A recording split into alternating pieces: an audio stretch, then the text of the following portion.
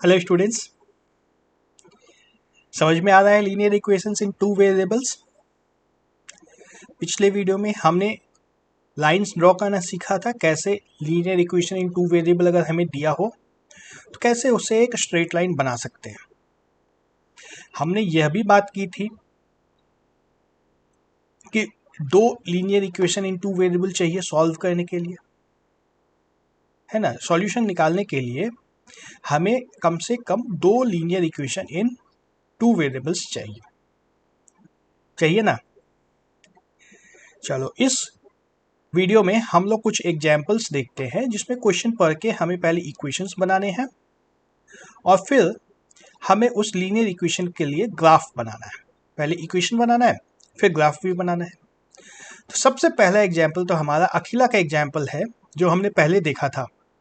एक बार फिर से उस क्वेश्चन को पढ़ते हैं। देखो, Akhila went to a fair in her village. She wants to enjoy rides on the giant wheel and play hoopla. A game, पता है hoopla मैंने डिस्क्राइब किया था ना। The number of times she played hoopla. मैं स्पेस बनाता हूँ थोड़ा सा, कैसे इक्वेशन बनाएंगे देखते हैं। अभी तक हमने बहुत सारी बातें की थी लेकिन इक्वेशन हमने अभी तक नहीं बनाया था। अब इक्वेशन बनाते हैं। हमें क्या दिया है, the number of times she played hoopla is half the number of rides she had on the giant wheel. मतलब कुछ बार उसने हुपला खेला, है ना, और कुछ जायंट व्हील में राइड्स लिए। जायंट व्हील में कुछ राइड्स लिए, है ना। कितनी बार राइड्स लिए, कितनी बार हुपला खेला, इसमें एक रिलेशन दिया है। रिलेशन यह है, number of times she played hoopla is half the number of rides she had on the giant wheel. मतलब जायंट व्हील में मान लो उसने x टाइम्स हुपला खेला, मान लिया जाए कि उसने x टाइम्स हुपला खेला और y टाइम्स जायंट व्हील में राइड किया, है ना। कितनी बार हुपला खेल रहा है, कितनी बार वो जायंट व्हील में जा रही है, आपस में दोनों का कोई रिलेशन अभी तक नहीं है। कितनी बार हुपला खेला, 5 बार मान लो हुपला खेला, 4 बार जायंट व्हील में गई। तो दो नंबर्स आ गए हमारे पास, x और y, जो हमें नहीं पता है कुछ भी। अब हमें क्या दिया है, number of times she played hoopla is half the number of rides she had on the giant wheel. giant wheel में जो y टाइम्स गई थी, ये y डिवाइड बाई 2, इसका आधा क्या था, हुपला। x की वैल्यू क्या थी, y से आधी थी। ये हमारा एक इक्वेशन बन गया। क्वेश्चन पढ़ के इक्वेशन बना लिए तो आधा काम हो गया। उसके बाद तो ग्राफ बनाना बहुत सीधा सा काम है, बहुत आराम है, वो सिखा दूंगा मैं। तो एक इक्वेशन हमारे पास मिल जाता है कि x is equal to Y by 2, और दूसरा क्या दिया है, ईच राइड कॉस्ट ₹3। मतलब ये जायंट व्हील का रेट है 3 रुपए, है ना। y गुना 3, 3 बार y पे चढ़ने के लिए 3y गुना 3 लगेगा, और हुपला का कॉस्ट है 4 रुपया, तो यहाँ 4 लगेगा, है ना। टोटल उसने कितने पैसे खर्च किए थे। How would you find out the number of rides she had and how many times she played hoopla provided she spent ₹20? Total उसने 20 रुपए खर्च किए। 20 रुपए मतलब 4x प्लस 3y, ये दोनों मिलकर के 20 रुपए उसके खर्च हो गए। हमें मिल गया हमारा दूसरा इक्वेशन। दो इक्वेशन हमें मिल गए। दो इक्वेशन जब मिल गए तब इसको सॉल्व करने की बात करनी है, हमें ग्राफ बनाना है इसका। यहाँ पे थे हम लोग,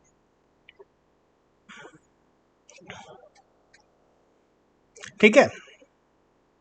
तो हमारे पास दो इक्वेशन जो थे यहाँ लिखा हुआ है, y is equal to X divide by 2 और 4y plus 3x is equal to 20। यही दो इक्वेशन आए थे हमारे पास, है ना। उस पेज में यही दो इक्वेशन आए थे, y is equal to X by 2 और 4y plus 3x is equal to 20। इस दोनों इक्वेशन का ग्राफ बनाने के लिए हमें क्या करना होता था, सबसे पहले तो y equal to X by 2 निकाल दिया है और फिर टेबल में प्लॉट कर देते हैं। x की कुछ वैल्यूज लेते हैं, फिर उसके करस्पॉन्डिंग y की वैल्यू निकाल देते हैं। तो मैंने ये टेबल बना रखी है। यहाँ पे x की वैल्यूज लेंगे हम लोग 0 और 2, करस्पॉन्डिंगली y की वैल्यू निकाल देंगे x/2 करके, जो यहाँ पे रखेंगे। तो x की वैल्यू 0 होगी तो y की वैल्यू कितनी होगी, 0, और x की वैल्यू 2 होगी तो y की वैल्यू क्या होगी, 1, है ना। तो x और y में एक हमें मिल गया ये। अब ये 2 पॉइंट जब मिल गए तो इसको प्लॉट भी कर सकते हैं हम लोग, कर सकते हैं ना। चलो पहले प्लॉट कर लेते हैं, उसके बाद आगे चलेंगे। तो सब प्लॉट करने के लिए हमें क्या चाहिए, ग्राफ मैंने पहले से बना रखा है, इसमें 1 2 3 4 नंबरिंग कर देना है। पहला 1 2 3 इस तरीके से, और इधर भी 1 2 3 4 इस तरीके से। हमें नेगेटिव साइड की ज़रूरत नहीं है, इसलिए मैंने नेगेटिव ड्रॉ नहीं किया है। पॉजिटिव साइड को जूम कर दिया है, जो बड़ा सा दिखेगा, ठीक है ना। ऐसा एग्जाम में तुम लोग भी कर सकते हो। तो सबसे पहला पॉइंट हमारा है 0,0। कौन सा पॉइंट है ये, इसको मैं चलो ब्लू से मार्क करता हूँ। 0,0 ये वाला पॉइंट है, यहाँ पे है ना, ये दिख नहीं रहा है अभी, ये पॉइंट है 0,0, एक्स एक्सिस और वाई एक्सिस का इंटरसेक्शन पॉइंट। और दूसरा पॉइंट है 2,1, एक्स एक्सिस पे 2 पे आ जाना है, 0 से चल के 2 पे आ गए, वाई एक्सिस पे 1 पे आना है, यह वाला पॉइंट है। इसको भी मार्क कर देते हैं, ये पॉइंट है। इन दोनों लाइंस को ज्वाइन कर सकते हैं आप। ये यहाँ से एक लाइन खींच ली, दोनों को ड्रॉ करते हुए। टेढ़ी मेढ़ी लाइन नहीं बनानी है, स्केल लगा करके सीधी लाइन खींचनी है, कुछ इस तरीके से, ठीक है। तो ये एक लाइन हमारे पास मिल गई। ये कौन सी लाइन है, इसका इक्वेशन क्या है, y is equal to X divide by 2, ठीक है। अब दूसरा इक्वेशन पे आते हैं। दूसरा इक्वेशन हमें दिया है y is equal to 1/4 20 minus 3x।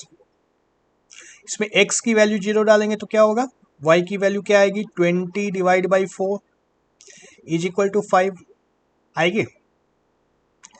दूसरा देखो, y की वैल्यू अगर 20/3 डालें तो किसके दिमाग में आ रहा है मैंने ये अजीब सा नंबर 20/3 क्यों लिया है, कोई गेस कर सकते हो 20/3 क्यों लिया है ये नंबर।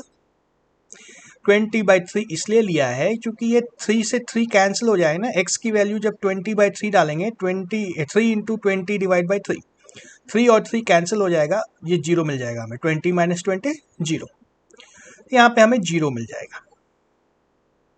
और अब देखो हमें तीसरा पॉइंट भी लेने की जरूरत पड़ गई है यहाँ पे, इसलिए कि 20/3 स्लाइड ग्राफ में कहाँ पे खोजूंगा मैं, मेरे पास जो ग्राफ है इसमें 20/3 पॉइंट निकालने का तो एग्जैक्ट कोई फॉर्मूला है नहीं ना। सीधा एक एक यूनिट का मैंने इंटरसेक्शन लिया है, बीच में कोई छोटे वाले स्क्वायर नहीं है मेरे पास, इसलिए 20/3 तो ग्राफ में नहीं प्लॉट कर सकता हूँ, इसलिए एक और पॉइंट लेना पड़ गया है 4। जब x की वैल्यू 4 डालेंगे तो क्या आएगा, 20 माइनस 12, 8 डिवाइड बाई 4, ये वैल्यू क्या आ जाएगी, 2। तो रेड कलर से मैं इसको पॉइंट ग्रीन कलर से इसको प्लॉट करता हूँ। पहला पॉइंट हमारे पास है 0,5, x की वैल्यू 0, y की वैल्यू 5, यह वाला पॉइंट है ना। और दूसरा पॉइंट हम लोग 4,2 को लेते हैं। 20/3 को खोजना थोड़ा सा मुश्किल होगा, 4,2 को लेंगे तो ये 4 और ये 2, ये पॉइंट होगा। इन दोनों को मिला करके लाइन ड्रॉ कर देनी है, 0,5 से 4,2, ये लाइन बन जाएगी। इस लाइन का इक्वेशन क्या है, 3x plus 4y is equal to 20। और जब भी हम लोग इक्वेशन प्लॉट कर लेंगे, बना लेंगे, उसके बाद हमें पॉइंट्स को लिख देना है। यहाँ पे क्या है, ये वाला पॉइंट 0,5 है, यह पॉइंट, ये पॉइंट क्या है, ये पॉइंट था 4,2। ब्लू वाले लाइन के पॉइंट्स को मैं ब्लू में ही लिखता हूँ। इसका पॉइंट पहला था 0,0, यह वाला पॉइंट था, और दूसरा पॉइंट था 2,1, यह पॉइंट था, है ना। ये 4 पॉइंट्स थे। 4 पॉइंट्स को लेकर के हमारा एक ग्राफ बन गया। 2 स्ट्रेट लाइन आई, हमने बात किया था जहां भी लीनियर इक्वेशन होगा एक स्ट्रेट लाइन आएगी, दो लीनियर इक्वेशन है तो दो स्ट्रेट लाइन आ गई। कोई परेशानी नहीं है इसमें, आराम से ग्राफ बना करके दो स्ट्रेट लाइन हमारी बन गई। ठीक है, हमने ये भी बात कर ली थी पहले कि स्ट्रेट लाइन पे जितने भी पॉइंट्स होंगे वो सारे के सारे उस इक्वेशन को सेटिस्फाई करेंगे। जैसे मान लो ये स्ट्रेट लाइन जो है हमारी y is equal to X comma two, इस लाइन पे जितने भी पॉइंट्स हैं सारे points y is equal to X comma two को सेटिस्फाई करेंगे, है ना। ये लाइन इधर भी आगे जा सकती है लेफ्ट साइड में। तो y is equal to X by two, जितने भी पॉइंट्स जितने भी नंबर्स इस इक्वेशन को सेटिस्फाई करेंगे वो सारे के सारे इस लाइन पे मिल जाएंगे हमें, है ना। एक से ज़्यादा सॉल्यूशन है, इनफाइनाइट सॉल्यूशंस हो सकते हैं इस इक्वेशन के। और दूसरे इक्वेशन को अगर देखा जाए 3x plus 4y is equal to 20, इसको जितने भी पॉइंट सेटिस्फाई करेंगे वो सारे के सारे पॉइंट्स इस लाइन पे आ जाएंगे। दो लाइंस है, दोनों लाइंस पे दोनों इक्वेशन को सॉल्व करने के सारे पॉइंट्स आ गए। लेकिन एक खास पॉइंट है हमारे पास, ये पॉइंट, ये तो दोनों लाइन पे आ रहा है ना, इंटरसेक्शन पॉइंट जो बन रहा है। हमने बोला था जब भी दो लाइंस बनेंगी वो दोनों इंटरसेक्ट भी कर सकती है, तो ये पॉइंट, ये दोनों लाइंस इंटरसेक्ट कर गई यहाँ पे। इंटरसेक्शन पॉइंट जो है ये दोनों लाइंस पे लाई कर रहा है, मतलब ये पॉइंट दोनों लाइंस पे है। इंटरेस्टिंग है ना, intersection point is always interesting. चलो इसके बारे में और हम लोग थोड़ी देर बाद समझते हैं, अभी पहले ग्राफ एक दो और बना लेते हैं। क्वेश्चन नंबर 2 हमारे पास है, Romila went to a stationery shop and purchased 2 pencils and 3 erasers for ₹9। ठीक है, 2 pencils and 3 erasers for ₹9। Her friend Sonali saw the new variety of pencils and erasers with Romila, and she also bought 4 pencils and 6 erasers of the same kind for ₹18। Represent the situation algebraically and graphically। तो हम रोमिला ने क्या खरीदे थे, 2 pencil 3 eraser, और उसने ₹9 खर्च किए थे। तो मान लो पेंसिल का दाम x है, हमें नहीं पता है पेंसिल का दाम क्या है, तो मान लिया ₹6 है पेंसिल का दाम, और इरेजर का दाम क्या मान सकते हैं, ₹y है ना।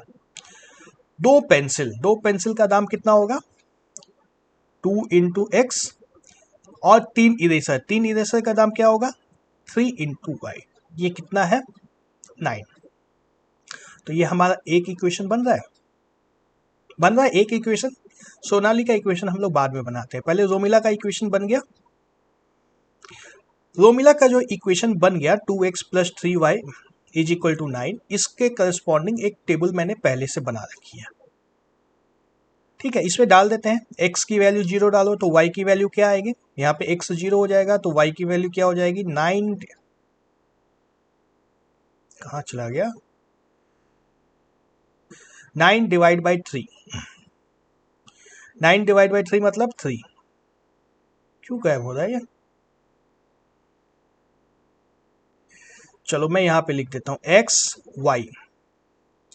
x की वैल्यू जब हमने 0 ली तो y की वैल्यू आ गई 3, और जब x की वैल्यू 4.5 लेंगे तो करस्पॉन्डिंगली y की क्या वैल्यू आएगी, y x की वैल्यू 4.5 यहाँ पे रख देंगे तो क्या हो जाएगा, ये 9, 9 माइनस 9 0, यहाँ पे 0 आ जाएगा, तो ये 0 होगा। तो हमें 2 पॉइंट्स मिल गए, 2 पॉइंट से हमारा एक ग्राफ बन सकता है ना। दूसरा इक्वेशन बनाते हैं अब सोनाली के लिए। सोनाली ने क्या खरीदे हैं, 4 पेंसिल और 6 इरेजर। 4 पेंसिल का दाम 4x, 6 इरेजर का दाम 6y, दोनों मिलकर के उसको लगे ₹18, है ना। ये इक्वेशन नंबर 2। तो ये दो इक्वेशन मिल करके हमारा ग्राफिकल अलजेब्रिक रिप्रेजेंटेशन पूरा कर देते हैं इस क्वेश्चन का। अब हमें इसके करस्पॉन्डिंग ग्राफ बनाना है। ग्राफ बनाने के लिए इस टेबल को भरना है। ओहो, टेबल में गलती है, दिख रही है, 1/4 लिखा है, यहाँ पे 1/6 होना चाहिए ना, एक गलत आ गया है, इसको हटा दो।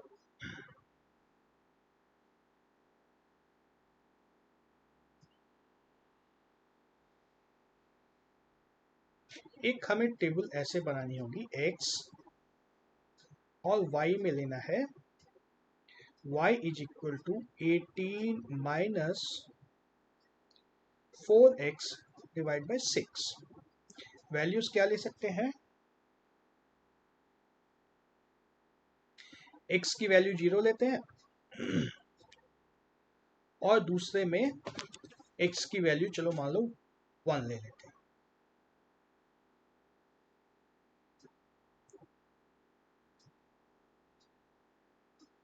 वन से काम नहीं बनेगा हमारा।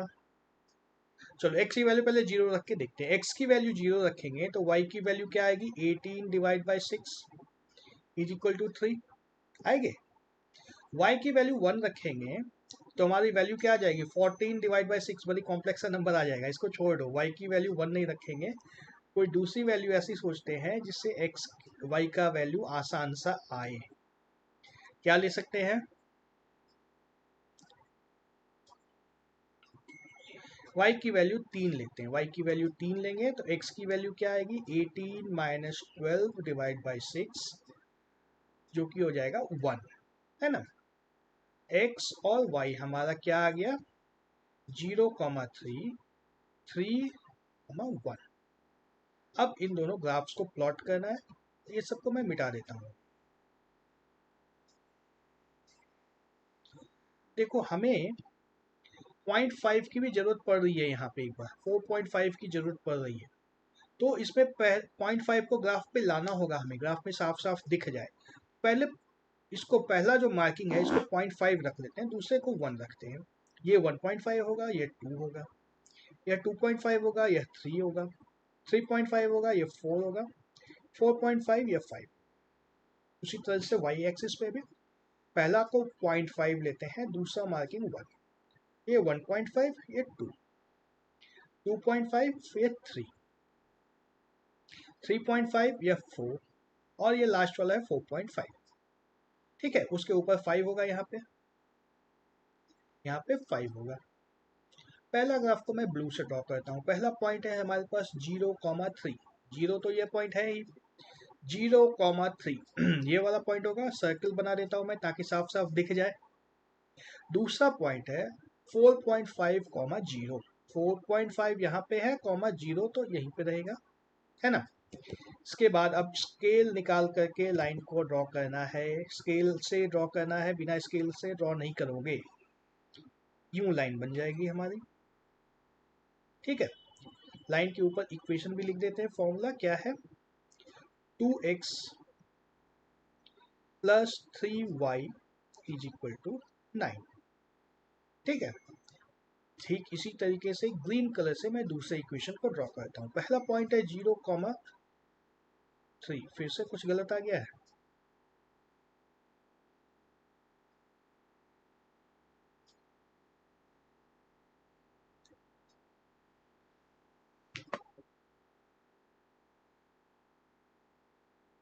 नहीं ठीक है, 0,3 पहला पॉइंट तो यही सेम आ गया 0,3, और दूसरा पॉइंट है 3,1, 3,1 ये पॉइंट है ना। 3,1 तो देख रहे दोनों सेम लाइन है ना, एक ही लाइन आ गया ये तो इसमें अगर हम लाइन ड्रॉ करते हैं तो क्या कर सकता हूँ मैं, चलो रेड कलर से थोड़ी पतली लाइन ड्रॉ करता हूँ।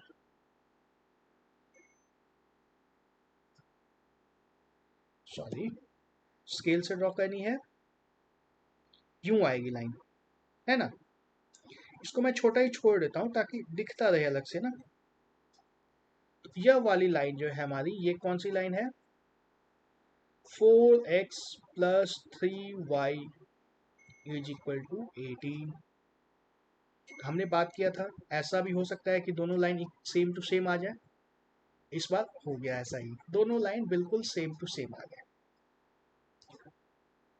तो हमने बात की थी कि जितने वैल्यूज पहले इक्वेशन को सेटिस्फाई करेंगे उतने ही वैल्यूज दूसरे इक्वेशन को भी सेटिस्फाई करेंगे, है ना। मतलब पेंसिल का वैल्यू कुछ भी लो, इरेजर का वैल्यू कुछ भी लो, दोनों में तो सेम ही रहेगा ना।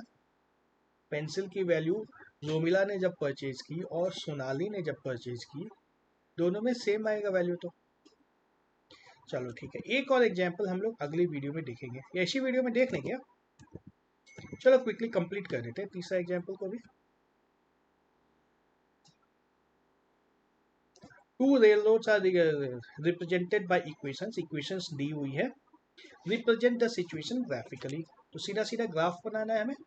एक्स वाई है ना, y इज इक्वल टू क्या होगा, y is equal to 4 minus x divide by 2 होगा। पहले इक्वेशन की अगर बात करें, y is equal to 4 minus x by 2 होगा। ठीक है, x की वैल्यू 0 ली तो y की वैल्यू क्या आएगी, 4 बाई 2 हो जाएगी 2। दूसरे में लो x की वैल्यू 1 अगर ले लिया, x की वैल्यू 2 लेते हैं, x की वैल्यू अगर 2 रखी तो y की वैल्यू क्या हो जाएगी, 1। इन दोनों पॉइंट्स को प्लॉट कर दिया जाए जी। ओके, नंबरिंग पहले करनी होगी। थोड़ा सा बड़ा बड़ा करने के लिए मैं इसी को लेता हूँ, इसको 1 लेते हैं, इसको 2 लेते हैं, इसको 3 लेते हैं, इसको 4 लेते हैं, इसको 5 लेते हैं। इसको 1 लिया जाए, इसको 2 3 4 और 5 इसके बाद आएगा। ठीक है,